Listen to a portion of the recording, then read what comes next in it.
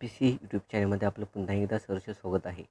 विद्यार्थी मित्रांनो, जूनमध्ये पूर्वपरीक्षा होणार आहे. त्या दृष्टीने आपण सिलेबस कव्हर करणार आहोत. जे नवीन विद्यार्थी आहेत त्यांना 11वीचं स्टेट बोर्ड अवेलेबल नसणार, कारण नवीन 11वीचं स्टेट बोर्ड आलेलं आहे.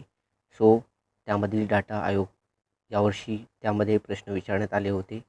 पठारावरती काही क्वेश्चन आलेले जोड्या लावामध्ये. सो 7 खंड आहेत. त्या 7 खंडामध्ये कोणकोणती पठारे आहेत महत्त्वपूर्ण ती पाहणार आहोत. त्याचप्रमाणे डेफिनेशन या अगोदर पठार म्हणजे काय, त्याचे पठाराचे प्रकार कोणकोणते आहेत, ओके, त्याच्या संकल्पना पाहिलेल्या आहेत. जर ते लेक्चर पाहिले नसेल तर पाहून घ्या, अत्यंत महत्त्वपूर्ण आहे एक्झामसाठी. सो आपण लेक्चरला सुरुवात करण्यापूर्वी तुम्ही जर अजूनपर्यंत चॅनलला सबस्क्राईब केलं नसेल किंवा चॅनलला तुम्ही नवीन असाल तर चॅनल आवर्जून सबस्क्राईब करून ठेवा, जेणेकरून अशाच नवनवीन लेक्चरची अपडेट तुम्हाला मिळत जाईल.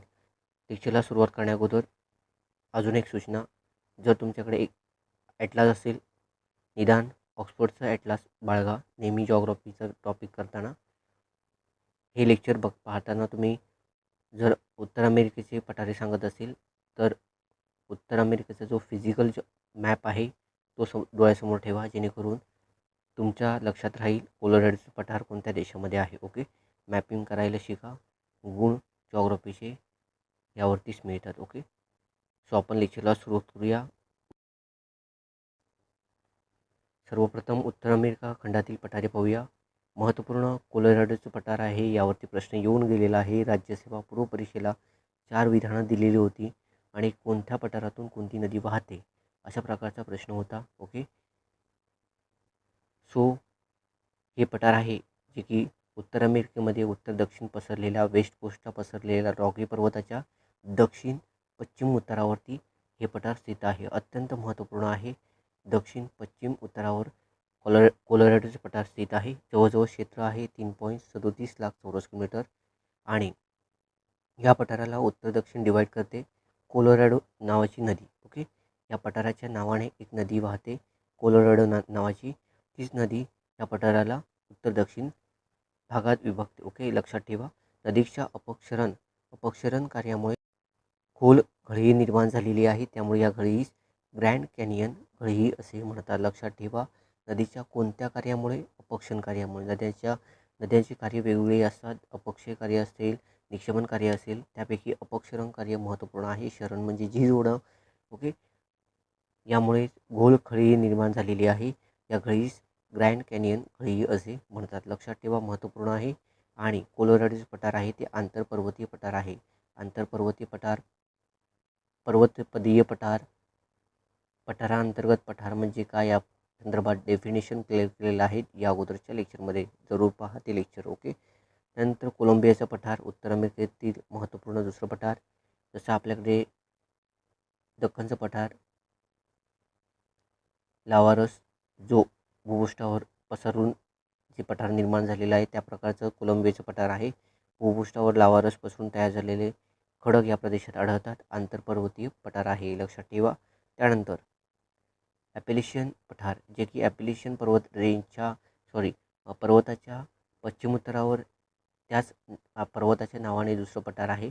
पर्वतपदीय पठार आहे. ॲपेलिशियन पर्वताच्या पायथ्याशी पसरलेलं म्हणजे पर्वतपदीय पठार आहे ॲपेलिशियन पठार. ओके, पश्चिम उत्तरावर. आणि त्याच्या पूर्व उत्तरावर ॲपेलिशियन पर्वताच्या पूर्व उत्तरावर आहे ते पिडमॉन्ट पठार. ओके, महत्त्वपूर्ण आहे. ॲपेलिशियन पर्वताच्या पूर्व उत्तरावर कोणतं पठार आहे? पिडमॉन्ट पठार. पर्वतपदीय पठार आहे आणि 2 लाख चौरस किलोमीटर त्याचं क्षेत्र आहे. लक्षात ठेवा. ही उत्तर अमेरिका खंडातील पठारे झाली. आता दक्षिण अमेरिका खंडामध्ये येऊया. एटिप्लानो पठार आहे. तिबेट पठाराच्या खालोखाल जगातील दुसऱ्या क्रमांकाचं उंचीनुसार सर्वात दुसऱ्या क्रमांकाचं कोणतं पठार आहे? तर एटिप्लानो पठार. तुम्हाला ऑनलाईनमध्ये प्रश्न बनवू शकतो विद्यार्थी मित्रांनो.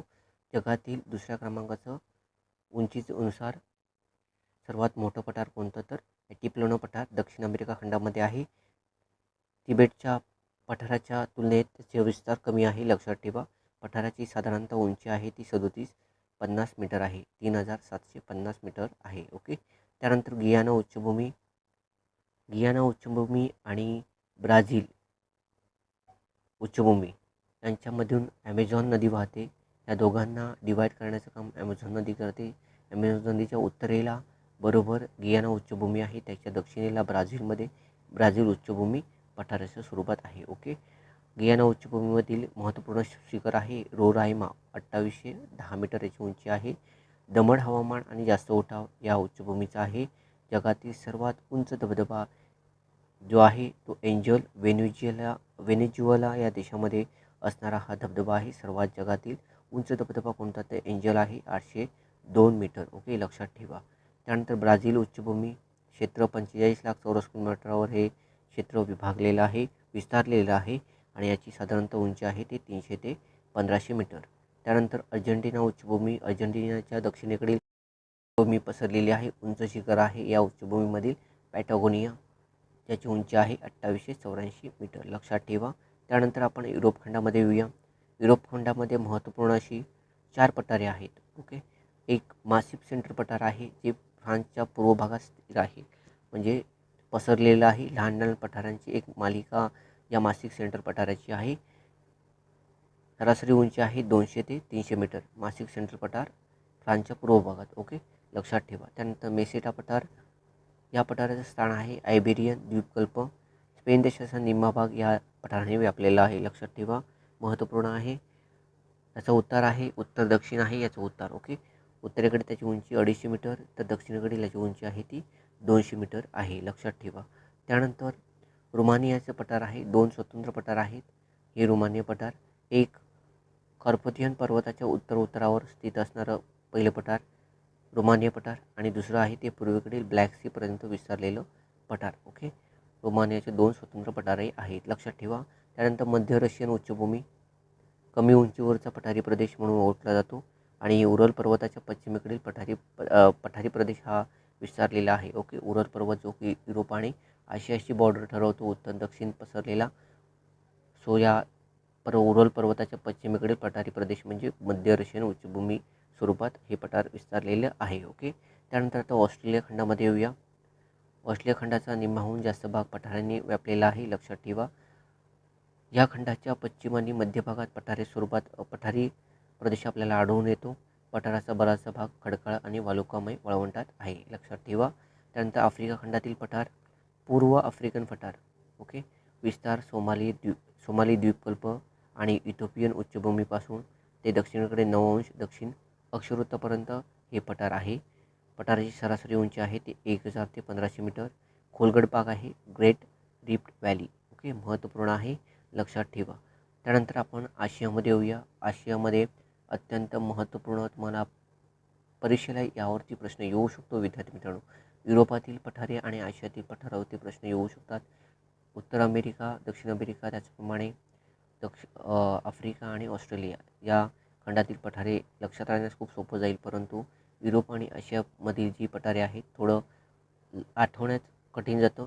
त्यासाठी मॅपिंग करणं खूप महत्त्वाचं आहे. मॅपिंग ऑब्झर्वेशन खूप महत्त्वाचं आहे. ओके. मध्य आणि उत्तर आशियातील पठारे पहा. महत्त्वपूर्ण तिबेट पठार जगातील सर्वात उंचीचं पठार आहे, त्यामुळे आणि सर्वात मोठं पठार आहे, त्यामुळे त्याला जगाचे छत असे म्हणतात. जगाचे छत म्हणून ओळखलं जाणारं कोणतं पठार आहे? तिबेटचं पठार आहे. सर्वात उंच पठार आणि सर्वात मोठं पठार. उंची आहे 4500 मीटर. क्षेत्र 25 लाख चौरस किलोमीटर. त्याची उत्तर दक्षिण विस्तार आहे, ज्याचा उत्तर दक्षिण विस्तार आहे 1000 किलोमीटर. पूर्व पश्चिम विस्तार आहे 2500 किलोमीटर आणि उत्तरेकडे कुनलून पर्वत आणि दक्षिणेकडे हिमालय पर्वत यांच्या दरम्यान हे पठार विस्तारलेलं आहे. लक्षात ठेवा. जगातील 3ऱ्या क्रमांकाचं बर्फाची साठवण करणारे हे पठार आहे. लक्षात ठेवा. तिबेट पठार उंचीनुसार आहेतच, परंतु बर्फाचं सगळ्यात साठवण स्टोरेज करणारं पठार म्हणजे 3ऱ्या क्रमांकाचं तिबेट पठार आहे. लक्षात ठेवा. लडाख पठार या पठाराचा विस्तारित भाग आहे. ओके, महत्त्वपूर्ण आहे. त्यानंतर सेकंड आशियातील महत्त्वपूर्ण पठार आहे मंगोलियाचं पठार. मंगोलिया या देशामध्ये विस्तारण्यात आलेलं आंतरपर्वतीय पठार आहे.